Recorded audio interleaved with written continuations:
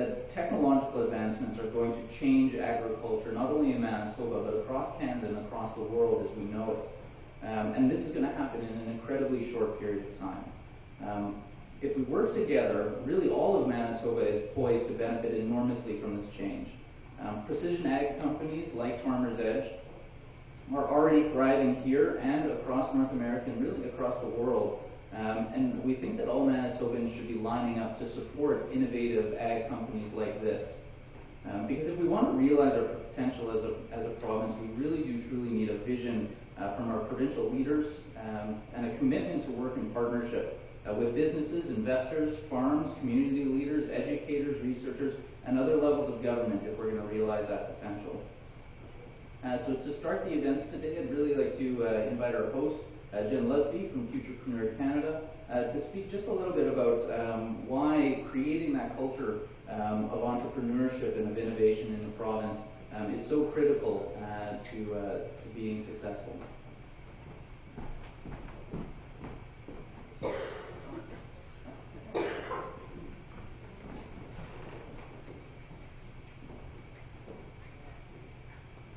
Innovation, by definition, is a new method, idea, or product. Essentially, it's a new way of doing things. Think about Netflix, Facebook, Slack, Uber, the list goes on and on. But at a local level, here in Manitoba, think Permission Click, Crick Nutrition, Nvidia, Skip the Dishes. I could stand up here for the next 45 minutes telling you about all the amazing, innovative businesses we have coming out of Winnipeg, but I only have 10. But what is it that makes innovation such a buzzword? What is it that makes people stand up and really pay attention? And why should our government be paying attention and be investing in companies where innovation is what they do on a near continuous basis? Good morning, everyone. Thank you so much for joining us. My name is Jen Lusby. I'm the Business Development Manager here at Futurepreneur Canada. We're the only national, non-profit, non-government organization helping fuel young enterprise. What that means is we provide robust support tools, financing, and mentorship for entrepreneurs aged 18 to 39. Now, we've been doing this for nearly 2 decades, almost 20 full years, but the startup community here in Winnipeg has really only started gaining momentum in the last couple of years. We're standing here today in a very historic building, anchoring Winnipeg's Innovation Alley and acting as a beacon for anyone who wishes to change the course of history as we know it, but we need your help. Innovation Alley was started by a group of thinkers, doers, and change makers who knew that together we are much stronger than alone.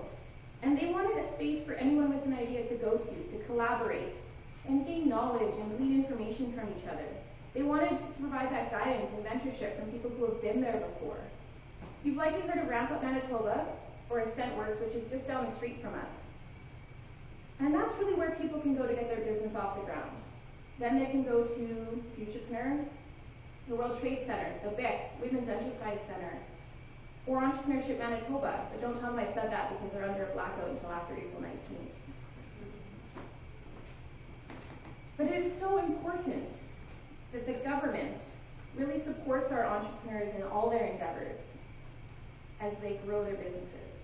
So what can the government do to help support innovation in Manitoba? They can be transparent, lower barriers to entry, develop a robust local procurement strategy, and realize that when we invest in local entrepreneurs, we are in turn investing in our very own economy. With the government's help and the unbridled enthusiasm that the startup community has, there is no doubt that we can make Manitoba the best place to start and grow a business for years to come. I've heard over and over again the difficulties that some of our entrepreneurs face when trying to access government funding such as IRAP or CSB. It can be a bit of a bureaucratic nightmare, and one that they just don't have time for. For example, to my left, Dan Blair, Bitspace Development. He's one of our entrepreneurs, and he works sun up to sundown. Sometimes he even works more than that. He's texted me at 2 o'clock in the morning with a new innovative idea he has. And he just doesn't have time for that. None of our entrepreneurs have time to just sit around and do paperwork and wait to hear back from the government as to whether or not they're approved for Stream 1 for the CSB. They just don't have the time. And this is where transparency comes in and really lowering those barriers to entry. When we make it easier for entrepreneurs to access funding, we make it easier for them to scale their companies at a much faster rate, thus turning that engine of growth way faster than we would have been able to before. Now, another way that government can support innovation in Manitoba is by having a local, robust procurement strategy. Instead of outsourcing to big names in Toronto or Vancouver just because we think they're better, because they're bigger and they have more population, we really need to look into our own backyards first. We really need to see the creativity and the innovation that comes right here in Manitoba. So look to businesses here that are doing the same things as those big names you've heard of in Toronto or Vancouver. It'll likely be at a much lower cost.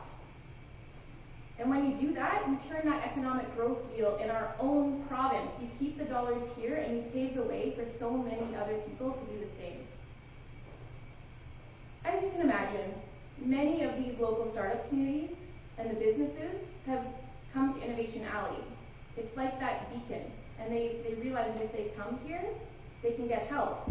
And they come to our co-working spaces. There's 2 of them in the alley, Ramp Up Manitoba just down the street, and Site B for Startup Winnipeg, which is in this space you're looking at today. I know it's not pretty, but it really is where innovation and creativity meet, and it's been designed by hundreds of passionate people who volunteer their time to come here and make sure that we're going to grow and thrive. These spaces are absolutely invaluable to the startup community. I can walk down the hall and get information or glean knowledge off of 5 or 6 different business owners, usually in completely different industries. It's a place where like-minded individuals can work together instead of in silos. And it really, really helps our startups get off the ground and just makes innovation flourish. Co-working spaces are a wonderful example of the collaboration that's already happening here. In that shared environment, really does give us the opportunity to talk to one another, to get ideas from one another. And essentially, co-working spaces are a wonderful way to get people out of the basement and into the thick of the startup community. As the African proverb goes, if you want to go fast, go alone. But if you want to go far, go together. We must embrace entrepreneurship as a way of life in Canada, and also realize that it takes a village and a community to raise a single entrepreneur. The foundation has been built. Innovation Alley, it's here. The startup community, it's here, and it's picking up speed. The next generation of business leaders who want to blaze their own trail can come here to receive that support, mentorship, and guidance. But it is our responsibility to provide a healthy, positive business climate in which to foster that entrepreneurial spirit.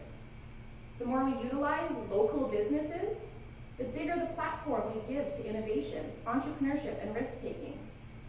The more people will be inspired to join our movement. The more we champion our own city and shout from the rooftops that Winnipeg is a great place to live, work, and play, the more people will start to get on board. If we trash talk Winnipeg, nobody's going to want to come here. And it's time we start turning that around. And we've already seen it, but we need to keep talking about it. We need to stay in Winnipeg, and we need to tell people that this is an amazing place to live, to build a family, to build a company. The more we lower those barriers to financial opportunities for startups, the more we focus on them and help them scale their businesses way faster, the quicker the engine of growth will turn. In turn, creating more jobs, more creativity and innovation, and investing back in that local economy. When we help our startups grow, we really provide vibrant and sustainable communities throughout all of Manitoba. I really do believe that the most important day of your life is the day you're born. But the second most important day is when you find out why. I found my why in Innovation Alley, in the startup community, at Futurepreneur, and in the future of this fine city. We must champion it. We must champion entrepreneurship, creativity, and innovation. And we must realize that Winnipeg may not be Silicon Valley, but we are no longer the armpit of the continent. We can be the next Silicon Valley because we're humble. We realize we can't do it alone, and we're not afraid to ask for help. I would just as likely have Dave Angus, the president and CEO of the Chamber, have a meeting with me about a procurement strategy as he would help me change the tire on my car 2 hours later. That's just the kind of city we live in, and I'm so proud to be here. With your help, we can lay the foundation that will pave the way for innovative businesses to start, grow, and thrive here in Manitoba. Thank you.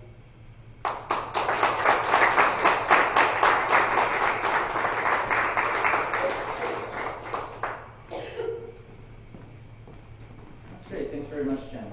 I'd like to call on Keystone Agricultural Producers President Dan Mazur to speak a little bit on what farmers' role is in supporting innovation, really as customers, because customers are eventually the ones that do drive the jobs and create the demand for products that so many innovative ag entrepreneurs are developing. So, Dan? Thank you, James. Good morning, and thank you for coming out today. I'd like to also thank our guest speakers for their valued participation. I want to kick off this event by stressing the importance of agriculture to Manitoba. It creates $10 billion worth of economic activity and 62,000 jobs. If you live in the city, why should you care about these jobs? Well, many of them are right here in Winnipeg. We are the center of the Canadian grain industry, and that means jobs at the Canadian Grain Commission, at the major grain companies that are headquartered downtown, and in research at the University of Manitoba, to name just a few. And it's not just the grain industry. Agriculture, and I mean primary production, creates jobs in ag engineering, equipment design and manufacturing, accounting, consulting, agribusiness, banking, and so much more. Almost all graduates in the University of Manitoba's agriculture faculty attain full-time employment in these sectors, usually within 6 months of graduating, and at higher than average wages. And of course, there are jobs in agriculture technology. Farmers, possibly more than anyone, rely on technology, constantly looking for new and better innovations. We'll be hearing later from Wade Barnes of FarmersEdge, an ag tech company with farmer customers all over the world. But headquartered right here in Winnipeg. That's not the future or something. Sorry. In fact, I'm here to tell you today about the need for more companies in this province like FarmersEdge, which has attracted millions of dollars of venture capital to Manitoba. As a farmer, innovation is important to me because it helps me produce more with fewer inputs. I am able to use GPS to control fertilizer and pesticides I'm applying, so they go precisely where they're needed. This saves me product and avoids unnecessary application. I also use GPS for seeding. Before this technology was introduced, there was potential for overlap as the seeding equipment moved up and down the field. Now I can avoid wasting seed. I also grow soybeans, something that was impossible 10 years ago because of Manitoba's short growing season. And they were on the videos here before. However, advanced crop research and breeding, something that takes time, money, and the best scientific minds, has made soybean production in Manitoba a reality. New short season varieties have been developed, and Manitoba farmers have adopted this technology in very high numbers. Soybeans have many advantages, including high returns and the ability to survive wet conditions. As a result, Manitoba farmers grew 1.3 million acres last year. Innovative technology also gives me the ability to protect my harvested crop. I can be in the field and use my cell phone to monitor my grain dryer located back in the yard. This used to require an on-site monitoring and management for days at a time. I can be at a meeting anywhere with their cell service, and I can check the quality of my grain in storage, also from my phone. This is so important to prevent spoiling. Without monitoring moisture and temperature, I could lose up to $200,000 bin of canola in a blink of an eye. The use of drones. Here's another technology, and it has so much potential. Drones are utilized to check cattle on pasture, something that has been done manually and is very time consuming. Another example, the drones can be used to detect diseases, right down to the single plants in a field where the disease starts. This limits the use of protective measures such as fungicide application to a small area of the field, and then 3D printers. There's another potential to save farmers time and money in the future. We could print parts needed for our equipment right in our own shops. To sum up, farmers are adopting technology at a record rate, creating the need for many more agriculture companies that can supply it. Someone can lead the way in creating a home for these companies, and we believe it can be Manitoba. But we must invest in innovation. Instead of continuing the trend of decreased investment in agriculture innovation, let's turn that around. Statistics show that for every dollar invested in agricultural research, about $10 worth of benefits return to the economy. And on average, public agriculture research undertaken today will begin to noticeably influence agriculture productivity in as little as 2 years, and its impact could be felt for as long as 30 years. The benefit of investing in agricultural research extends beyond national boundaries too.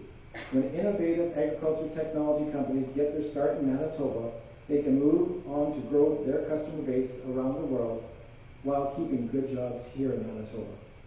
I challenge all political parties to make agriculture innovation a priority. Let's build on what existing companies have done and make Manitoba the Canadian Centre for Agriculture Innovation. We'll know when we have accomplished this when we see a substantial increase in the number of researchers in research investment in Manitoba, when we attract sufficient capital investment into the province to support commercialization and expansion for agriculture technology firms like FarmersEdge, and when we see technology adopted on Manitoba farms at a higher rate than anywhere else. We'll all benefit in the end, including the primary producers and farmers like me, who will become more competitive. And that way we can contribute even more to the provincial economy. Thank you.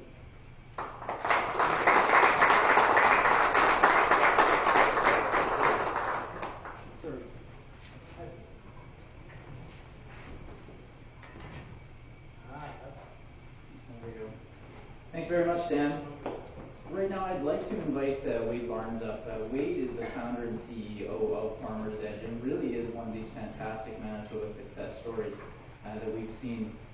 A small company, I believe, that started in Pilot Mound has grown leaps and bounds over a very, very short period of time. And it's because those farm customers that he's working with really are demanding the tools that he's making available. And I think that it's something that we should all be celebrating. So, to tell us a little bit about the exciting news that FarmersEdge has seen in the last few weeks and months, and a little bit about the work that he does, Wade Barnes.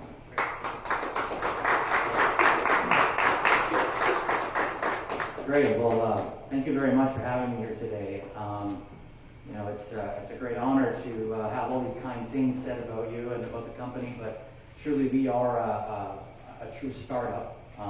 The company was founded in 2005 with myself and a gentleman who was, I still believe, is a CAP member, Curtis McKinnon, in a small town about 2 hours outside of here, in the basement of my house, with the idea that we were going to develop a company so that we could have a lot more time to go out and play hockey and go hunting and fishing and do all the things that red-blooded Canadian boys can do, except the business got some legs under it and it grew quite quickly.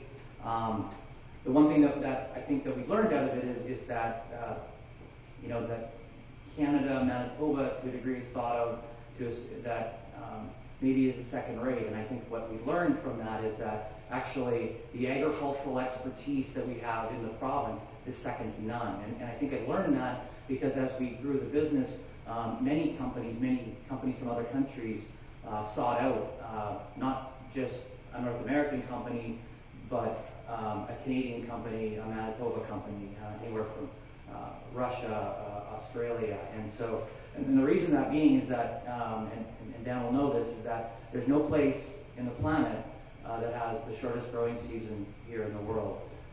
The Manitoba farmer specifically is a master of his trade. He has the shortest window to plant a crop, to harvest a crop. And I think that other countries, in Canada, and specifically Manitoba, is thought of as a world leader. On the technology side, obviously, I could take some credit, but a lot of the knowledge and the inspiration has come from working with leading edge farmers right here in the province. And my story is that I grew up in the small town of Birtle, and I got exposure to precision agriculture at its very, very early stage. I was lucky enough to work with 4 of, I would say, some of the leading edge growers. 2 of them, past presidents of the Manitoba North Dakota Zero-Till Association, that really brought no-till technology into the province, who started on a precision ag path. And luckily, I was sort of brought through that, and the first growers to put yield monitors in their combines, and really sort of set me on a path of understanding what technology can do. So, back in 2005, FarmersEdge started with 2 guys with a great idea, working in the basement of my house with about $40,000 of a loan, and about 3 months to make this thing work. And so today, we're lucky enough that we touch 5 of the largest grain growing areas of the world. We have 300 staff, which we're growing that quickly. A third of that staff is based here out of the province, with a focus of building data and big data strategies in agriculture. We've been lucky enough to attract a lot of capital. There's a lot of interest in the ag technology space, and we were lucky enough to bring one of the largest Silicon Valley tech investors, Kleiner Perkins. And the interesting piece is that what attracted Kleiner Perkins to FarmersEdge was our ability to touch the grower and have an understanding of how things work with the farmer.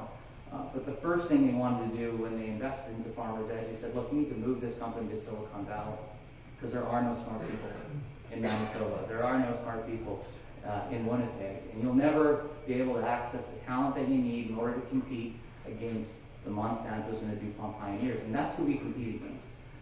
In the global stage, Monsanto has invested close to $2.5 billion into big data and ag technology and precision ag. DuPont Pioneer is close behind. There's been over $2.5 billion just last year invested into the space.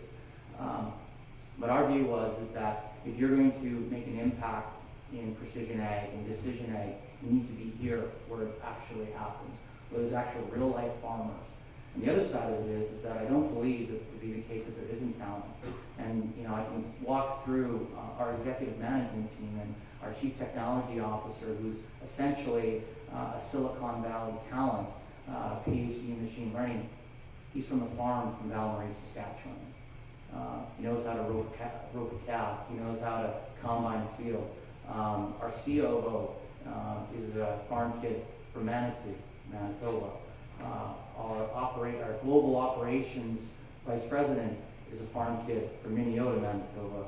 The co-founder and VP of our technology support is a farm kid from Pilot Mound, Manitoba. And the list goes on and on and on and on. And so there's an incredible amount of smart people here. I think there's an incredible amount of smart people, not only just on the technology side, but on the financial side, on the legal side. And so we're quite privileged to be here in the heart of agriculture in Western Canada. And I think that hopefully that the things that FarmersEdge has been able to accomplish is a small part of a much bigger ecosystem of technology that should be created right here in the province of Manitoba. I think for us, our future is that we believe that decision ag is the next big thing. We believe that there's been 2 significant changes in agriculture in the last millennium, and one being the Green Revolution with Dr. Borlaug, who, with changes in agricultural practices, saved 1 billion people from starvation. The next big one, and whether people liked it or not, was GMO technology. And as a young agronomist, seeing the changes of the amount of inputs and chemicals that were used on the fields, bringing in technology like GMO and increasing yields dramatically with less inputs, it was a major change that certainly affected farm incomes and made farming much more profitable. But we really believe the next big change, the next big revolution is going to be able to use data and information in order for farmers to make key decisions. And farmers make 50 decisions a year. These farms are big businesses, but they're family-run businesses, and these 50 decisions are generally made from their gut instinct, and they're generally really good at that. And they play high-stake poker every